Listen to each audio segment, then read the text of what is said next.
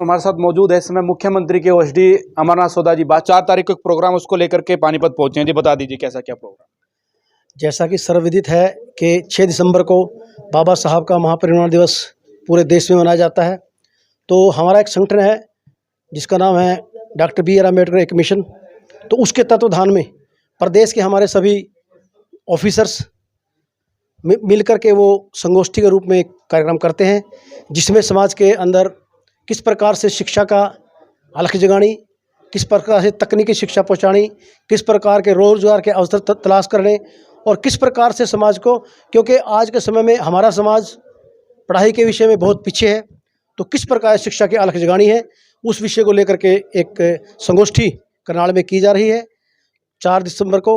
तो उसमें मैं हमारे साथी यहाँ पर हमारे जो जैसे शिवलाल जी हैं, अपना वैस साहब हैं, एक्शन साहब हैं और हमारे बहुत ही वरिष्ठ ऑफिसर हैं, वो भी यहाँ हैं बहुत साहब।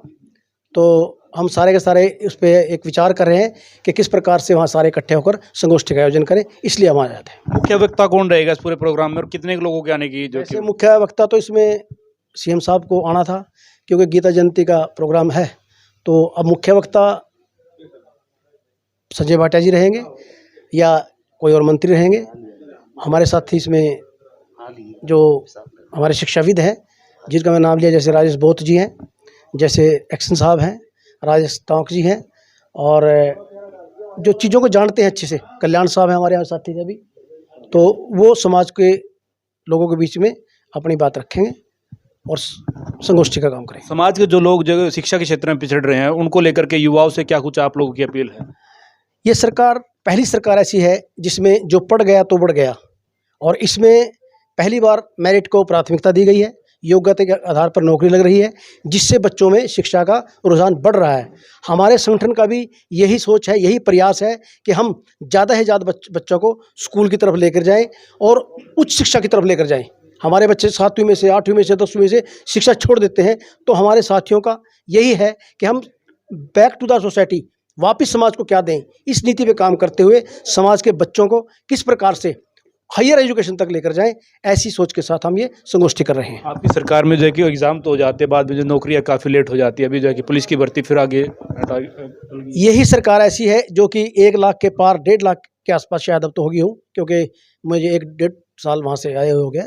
यही सरकार ऐसी है जिसमें गरीब मजदूर और पढ़ने वाले बच्चे को प्राथमिकता मिली है, और कहीं डिले हो जाना, कई बार चीज़ें कोर्ट में चली जाती हैं, वरना जितनी तेजी से इस गवर्नमेंट ने भर्तियां की है आज तक किसी गवर्नमेंट ने नहीं की है। सीएम के सलाहकार आप हैं तो सलाह देते हो सीएम को भाई इस प्रकार आप काम करें, युवाओं को नौकरी मिले? सीएम साहब का तो एक ही लक्ष्य है कि अंतिम पायदान पर जो व्यक्ति बैठा है उसको किस प्रकार से मुख्य धारा में लेके आऊँ।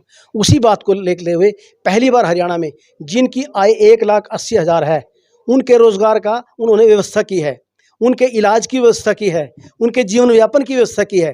तो वो तो खुद चाहते हैं कि गरीब का बच्चा पढ़ करके हायर एजुकेशन कर जाए और उच्च शिक्षा प्राप्त करे। अंत में क्या कहेंगे, कितने बजे का समय है और कितने लोगों से? हमने 10 बजे का समय रखा है। कल्पना चावला जो हमारा मेडिकल एडिटोरियम है, वहाँ पर 10 बजे का समय रखा है और वहाँ पर हम सब एकत्र होंगे। बहुत ही सौहार्दपूर्ण माहौल में, बड़े अच्छे माहौल में हम वहाँ पर बातचीत करेंगे, और आप भी वहाँ पर सादर आमंत्रित हैं।